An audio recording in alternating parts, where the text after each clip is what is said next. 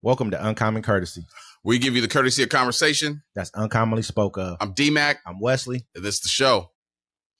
How you doing, man? I'm good. Make sure that you guys like, subscribe, hit that bell notification so you guys can stay updated on everything that we're doing as content's coming out. We need y'all to keep on supporting the way you have been. We appreciate it. We appreciate all you supporting us. Before we really get started, though, I'd like to say, hopes and prayers out to everybody in the Midwest suffering from these tornadoes that are going on. At the end of the day, we are Americans and we do care about each other. Yeah, you know what I'm saying? Besides our political beliefs, you know what I'm saying? Like, that is America. We see what you guys going through, and we're with you. Yeah, and Dallas as well. I know they've been having some pretty severe weather down in Dallas and on the East Coast. I know they've had some power outages over there as well. So we want to send out our said thoughts and prayers to everybody. Yeah. Make sure you guys take care of yourself and Yeah. So we want to start off today here with the international outrage over Israel's Rafah tent massacre has not slowed IDF offensive. And Israel's force bombed a displaced camp in Tal al-Sultan on Sunday night, engulfing the tents sheltering Palestinians in flames. Gruesome footage showed charred corpses, people burned alive, and children's bodies torn apart.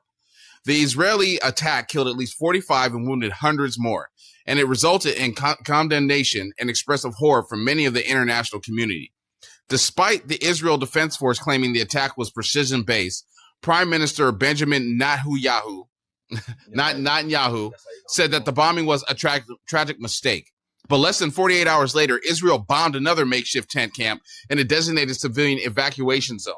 Gaza emergency officials said that Israel's force attacked a cluster of tents in Al-Mawasa, an overcrowded coastal strip with no infrastructure that Israel had offered refugees in Rafah to move to for safety. The shelling killed at least 21 people, more than half of them women, girls, according to the Gaza Health Ministry. Yeah, and they came out with a half-hearted apology. You got Netanyahu. We're going to investigate, and we sit back. We got our guys in giving statements today talking about we're going to let Israel investigate. Like, we're going to let the people who consistently have shown their investigations have been fruitless every single time. The investigation goes over as, oh, it was an accident. Nothing happens. Nothing occurs. You just killed 45 people in a refugee camp. You bombed a refugee camp with a 2,000-pound bomb. You killed 45 and you wounded hundreds. Now, when you think of, like, in my head, I used to think wounded meant like, oh, you got a scratch, a burn, or a cut or something like that. No, people are missing limbs, eyes, legs. You know what I'm saying? That's like parts of their heads are missing. Like, that's the injury. Like, I learned that during the Afghanistan war. Like, when they'd be like, oh, 3 soldiers died, but 20 got injured. You know what I'm saying? Like, those are bad injuries. I mean, like, I guess we really see who the monsters are at the end of the day. That's what I'm seeing. These guys be monsters for 8 months or whatever it's been now. It's going to be going on a year here. Again, with October, it would be a year. Was that 5 months from now or something like that? So and Biden wants to do he wants to do a debate. Like, this question is not going to come up. Yeah, I mean, this question is at the forefront of everyone's mind. It's a tough job right now, even looking at him as a candidate that you can vote for at this point in time. We don't have any faith in him anymore. We've lost faith in Joe Biden when it comes to dealing with this situation. We've lost faith in this entire administration. Not just this administration, we've also lost faith in all the rest of the Democrats and the Republicans, because if you really look at them, they've all come to the defense and they've all been acting like Americans. We don't understand what we want. TikTok tells us what we want, or they bend the knee to Israel. That's what's been going on. That's all that's been happening. Ladies and gentlemen, you can watch our show and do the research. We've done it, and that's exactly what's happening. If a foreign country can come in and put money into an election in Oregon to change who's going to be elected, and no one says nothing, but we made an investigation for 2 years into Russian interference. Yeah, and I mean, and nothing's going to happen from this, man. This has been a consistent theme where they've killed innocent civilians. Nothing's happened. They're talking about these precision bombs can literally tell. They know who's in. Not the bomb doesn't know, but their reconnaissance. They know who's inside the house, where people are. They understand what. But all these people were intense. No. I mean, that's even worse because when they showed a satellite imagery of this of these encampments, they're huge, and they're outlined for where they are. You can see them on Google Maps. So if you really look hard on Google Maps, they're showing these encampments. They're huge encampments. They're all near each other. A lot of them are right by each other. So it's like they knew exactly what they were doing when they dropped these bombs, man. And they tried to say it stemmed from Hamas sending rockets into Tel Aviv, which doesn't even make any sense. Like, so all of a sudden now they're firing rockets. You have this on videotape because you kicked the news out, and somehow they got past the Iron Dome and landed in places where there were no structures or buildings or people. Yeah, but these rockets all of a sudden got through. I mean, to me, this is in an area which they had told us that was cleared out from Hamas. So obviously, either it was cleared out and someone else did it, or it wasn't cleared out at all. You guys just, you don't really know whether Hamas is. Oh no, it was probably cleared out, and they probably shot the rockets themselves to make it seem like it's not just a one-sided war, but we all see what's going on. Because if it was two-sided, you would see the people of Palestine and Hamas firing shots back at them. You're just killing people, unarmed people.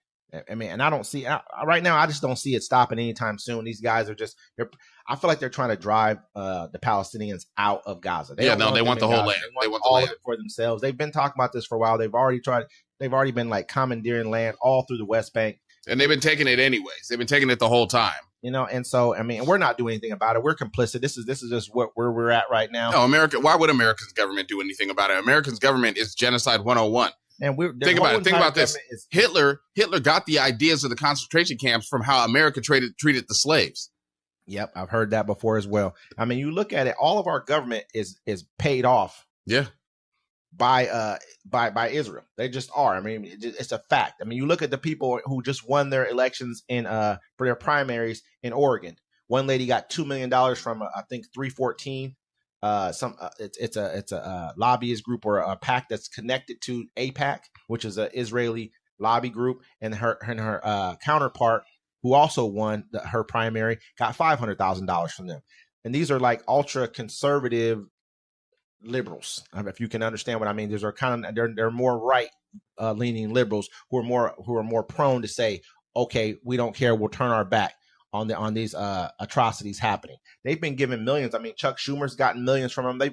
Nancy Pelosi, all these people have been getting millions. I mean, Hakeem Jeffries, millions. Mike Johnson, which is the leader of the Republican House. He's the Speaker of the House. They've all been getting millions. I think Hakeem Jeffries got like $1.8 million or something. Yeah, from this really brings in the question. Yeah, is it party over country, or is it money over country? It's money, man. It's money over country, and then they coalesce together by choosing party together, and they'll blame us, and they'll blame TikTok, and they'll blame social media for the way that we see things and the way that we think. And these dinosaurs in Congress and the House and all that stuff, they don't understand you're destroying your youth vote. The youth can't stop.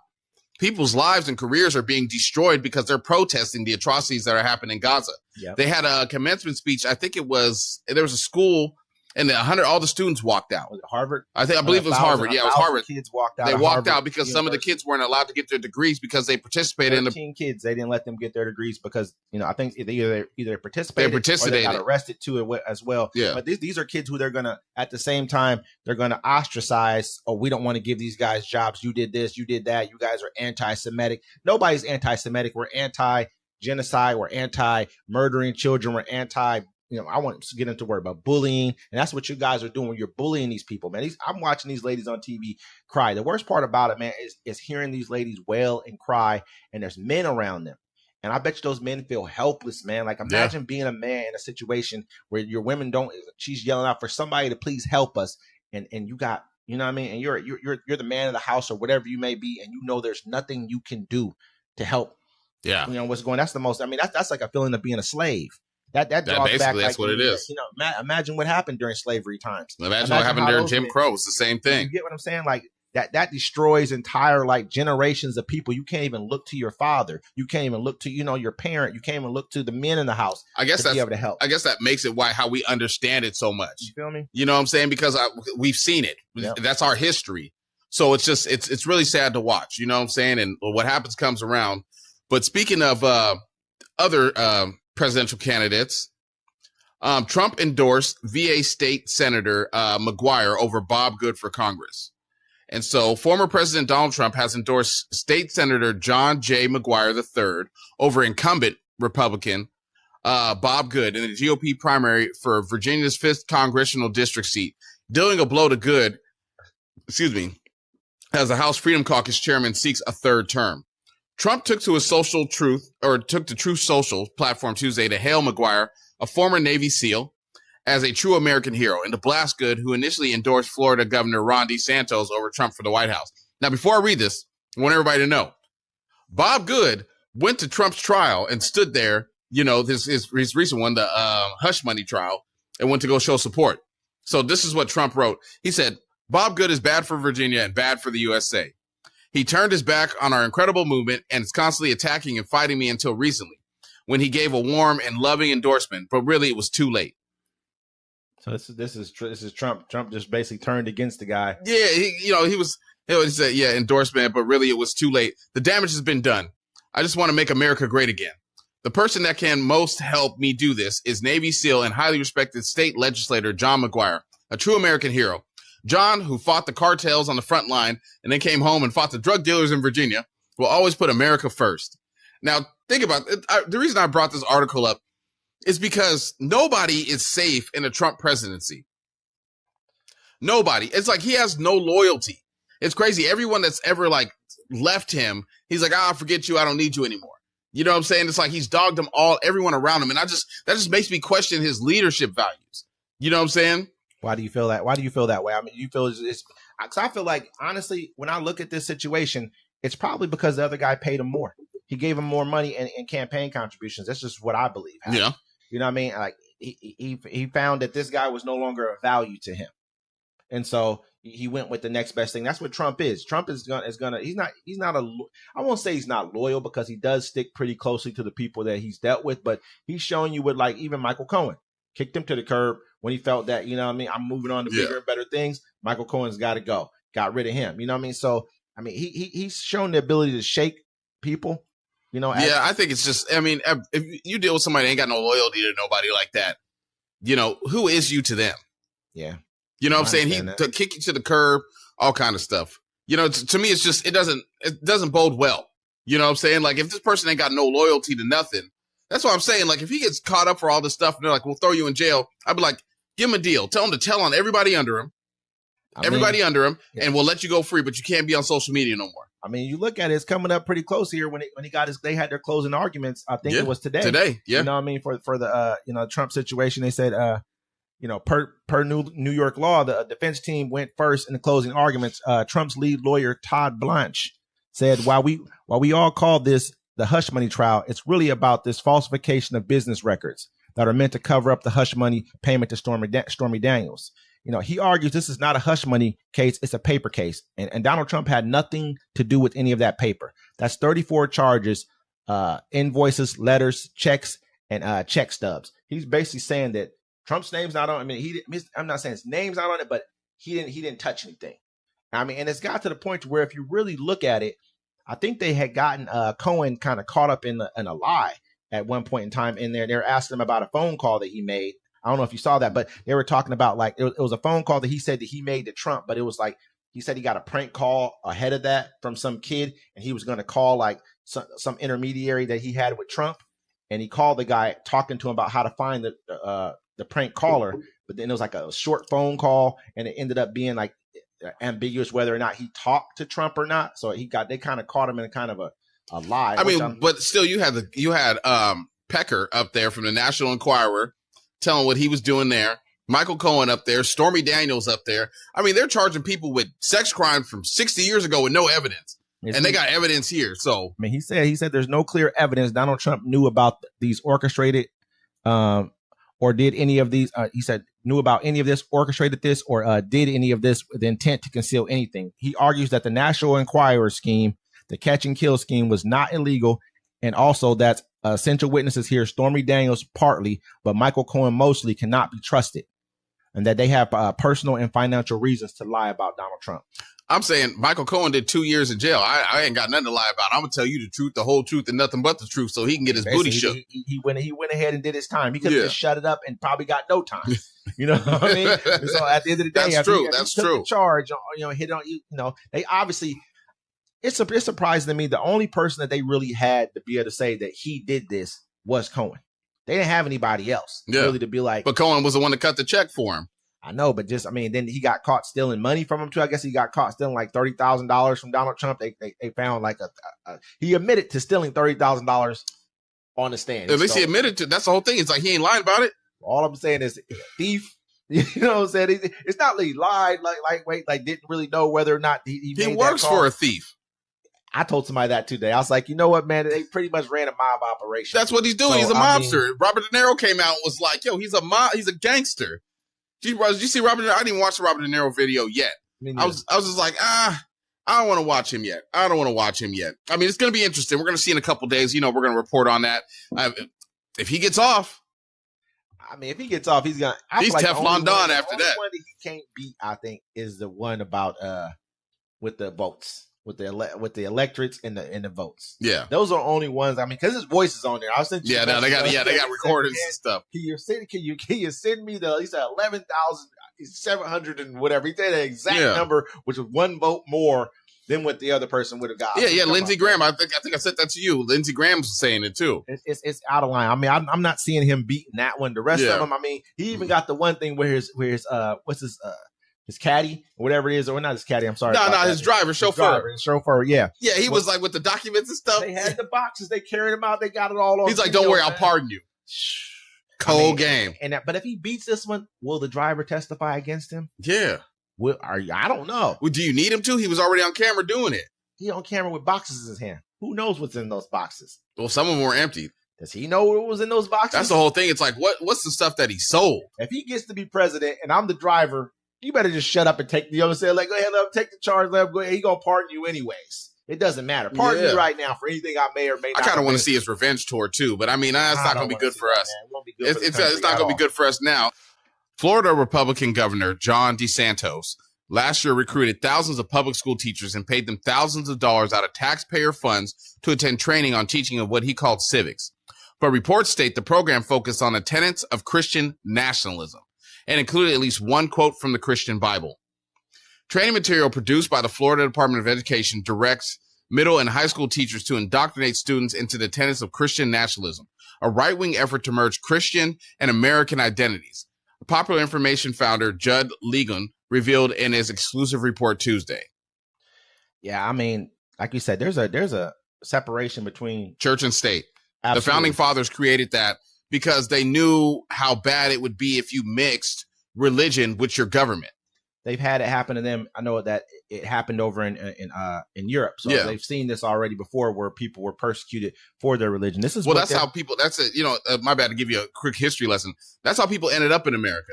They didn't come here for a better life. Their religious practices were so crazy they were kicked out of Europe for them, and they were sent to the Americas. Now they were on the coast of the Americas, and then some people's religious practices were so crazy and so wild they kicked them out and sent them to Pennsylvania. So all the people with the crazy religions went to Pennsylvania. So all them people were there. And then another set of people, their religion was way too crazy. So they almost got killed and they kicked them out and sent them to Utah. Yep. So that's how America was created. And so when they made the government, they realized, look, you have to separate church and state. And you see like the Christians, the people that are running, they want Christians to be a Christian nation, but it's not. Let's be clear that when we say crazy as far as religion, it's to the person who doesn't understand your religion. It's crazy to them. That's how I interpret. And I say this, I love America. I love Christmas. I like Easter. You know what I'm saying? I celebrate Thanksgiving. Well, I celebrate the meal of Thanksgiving. I don't really celebrate, the massacre and genocide, But I mean, I like Christmas. You shouldn't have changed the name Christmas. I understand that's a Christian holiday, right? But we are not a Christian nation. We are a nation of many religions. Per se, yeah. This is but they want this to be. What they see is these other countries who are very, very.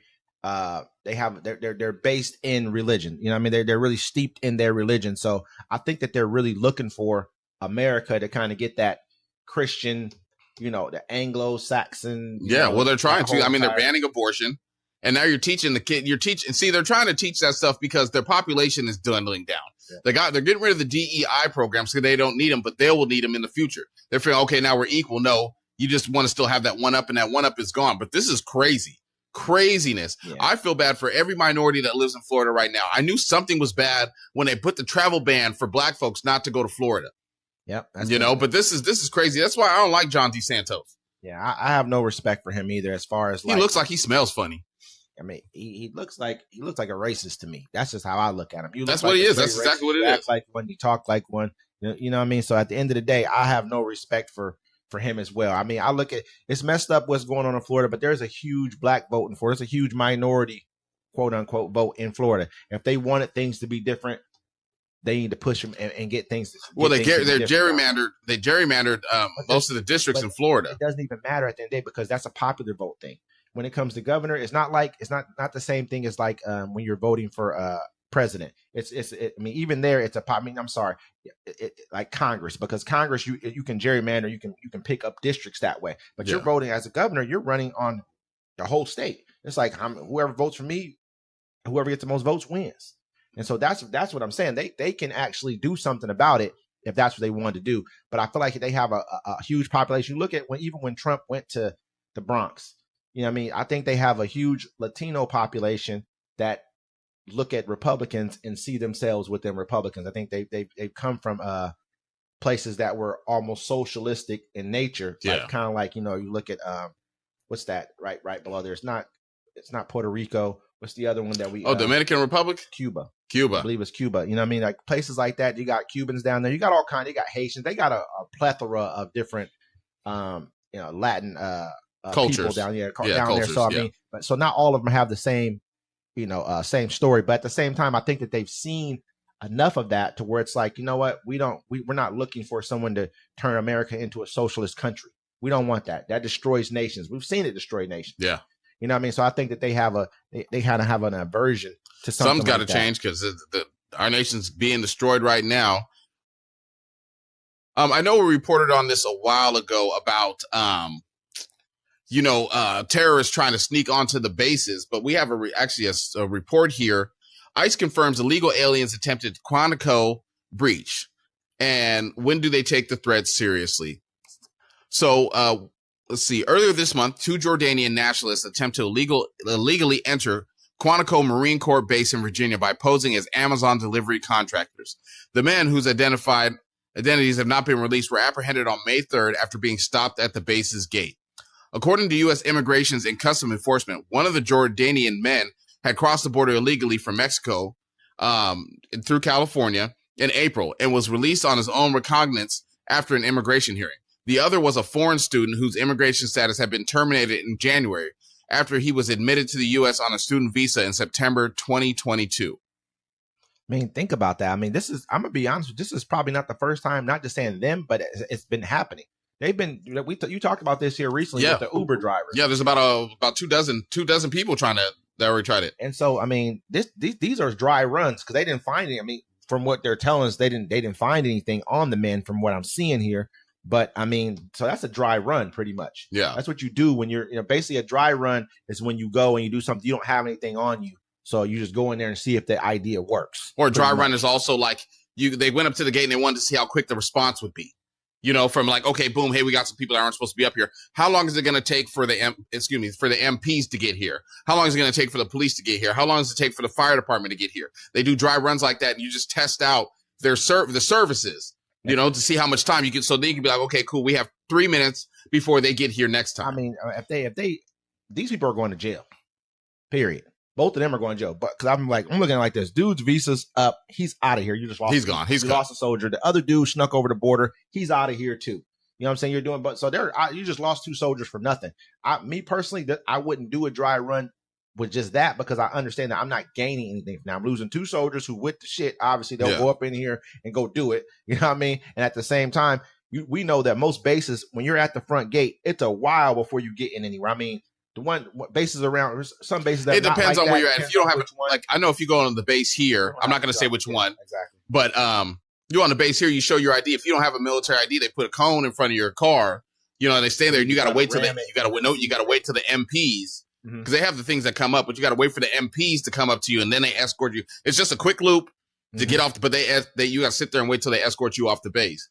But I mean, the bases that we live around are real bases. Yeah, like they're all real bases, but I don't want to speak no more of it. I get what you're saying. I mean, let's be honest, man. This needs to be discussed because this is happening. They've been telling us that these people are coming across the border. Yeah, I mean, it's a fact. We get that they're coming across the border. I mean, we're not saying that we don't.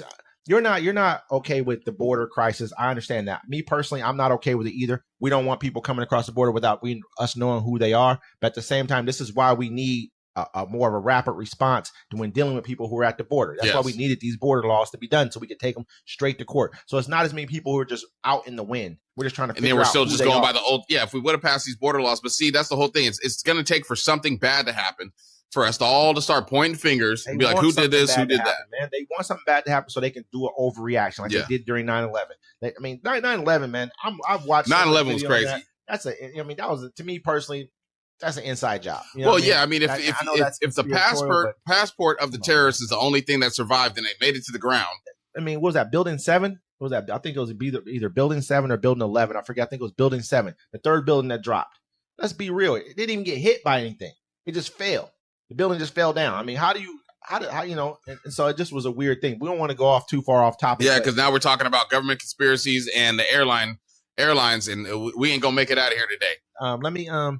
Temperatures top 125 degrees in South Asia. Brazilian flood survivors face threat of disease. At least 23 people were killed, while millions of others were left without electricity after Cyclone Ramal ripped through Bangladesh and eastern India Sunday, damaging homes, uprooting trees, and destroying power lines. This comes amid a protracted heat wave across Pakistan and western India. In Pakistan's southern province of Sindh, temperatures have risen over 125 degrees Fahrenheit. In India, voters face scorching temperatures as the country's 6-week election is nearing a close at the end of this week. That's hot. Well, they say India is overpopulated anyways. I mean, and that might be part of the reason why temperatures are kind of, it's 1.4 billion people, man. And I think the United States is bigger than India is as a country.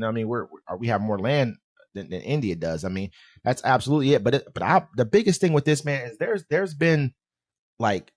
really been a lot of storms happening everywhere. Like in Brazil, they say officials are warning of dangerous spread of waterborne disease following catastrophic floods in the state of Rio Grande do Sul. At least 169 people have been killed in the floods, while many others are still missing and hundreds of thousands have been displaced. I mean, I can go over. We're going to go over a few other places too. Yeah, I got one here. Strong storms with damaged winds.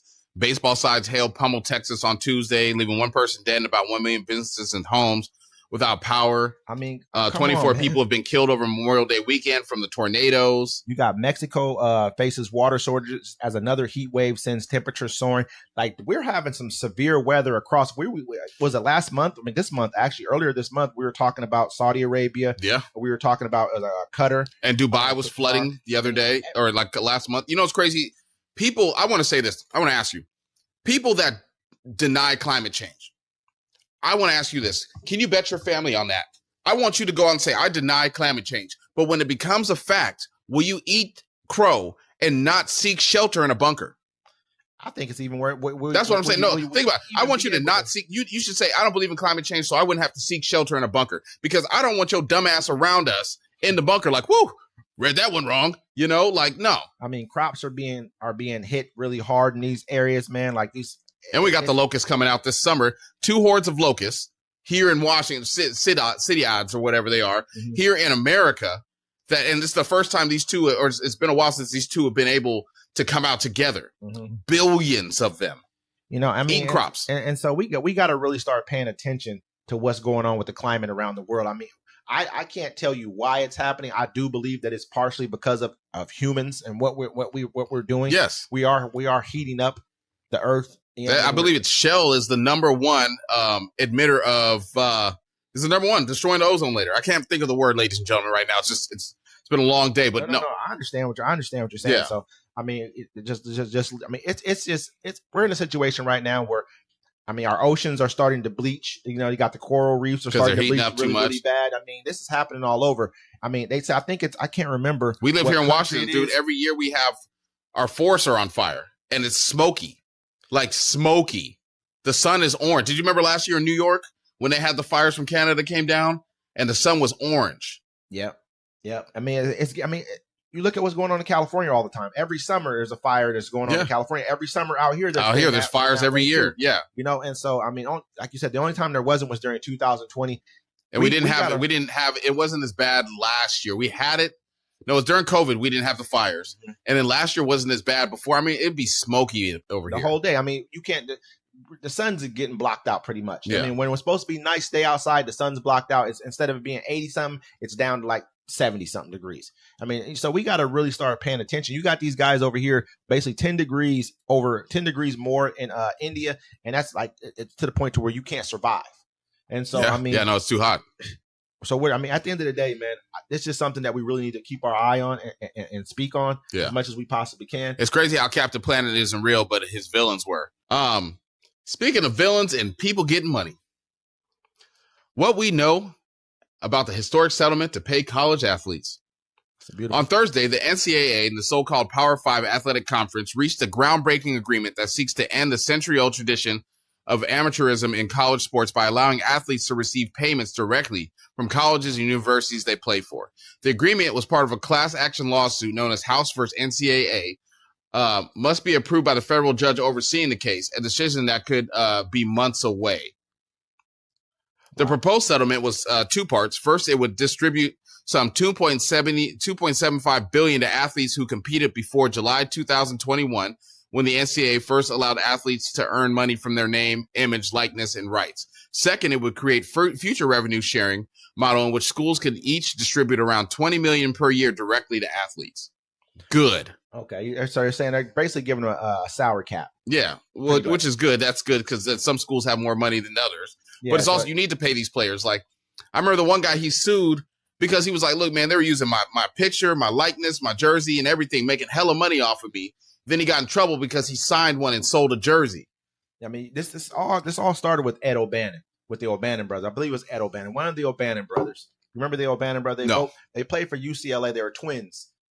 And like one of them filed a lawsuit basically just on, may have been both of them filed a lawsuit stating that, hey, why can't I make money? If you guys are making money off my name, image, and likeness, you guys are selling my jersey. You guys got me on video games. I think this is the same gentleman. Yeah, this is the same one. Yeah. You know, you got me on video games. But I know that before they used to didn't put their names on the back of the video game. You would just see that we knew who they were, though. The bald head dude with number 31, that was O'Bannon. The other number 30, whatever, 30, 32, that was his brother. We knew who it was. So it wasn't like they didn't need to use their names at that point in time. But they've been making billions of dollars off these athletes for a very long time. They got some schools that got 100,000 seat, you know what I mean, stadiums, man. And fact check me on this. If a player gets injured and they can't play anymore, they take away their scholarship.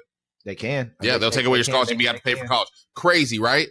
Crazy. And I mean, we act like a scholarship equates into, I mean, yeah, scholarship, depending on what college you're at, it might be worth $100,000. But at the end of the day, if I'm a good athlete and I'm making you millions, they're like, there was some athletes who were older guys in the league. They're like, man, I think it was DeMarcus Cousins. Like, I couldn't even afford it. They said they were selling my jerseys. I think we went down to like Mexico or somewhere. He's like, they're outside selling my jerseys and I can't even afford to go get a meal. Yeah. You know what I mean? That's what he's like, fuck this. You know what I mean? Yeah. I understand him for that. That's real, though. This has been going on for a long time. But if they did something, like sold something, they'd be kicked off the team. And if you look at the sports, man, like no other sports, only in basketball, I believe, and in football, where you couldn't go directly. For a while, you could go directly pro, then they stopped it. But if any other sport, baseball, hockey, golf, any other sport, you can go directly to the pros, but not these two. And who are these two sports dominated mostly by? Yeah. You know, and so, baseball doesn't have a salary cap either. And so they're going to make sure we need to start playing baseball a lot more than what we have. Well, we used to, you know, now they're going to start counting the Negro League stats from back in the day. You know, the reason they got rid of the Negro League is because they were like, we're going to let Jackie Robinson play in the Major League Baseball, right? But if we do that, you have to get rid of the whole Negro League for this one guy.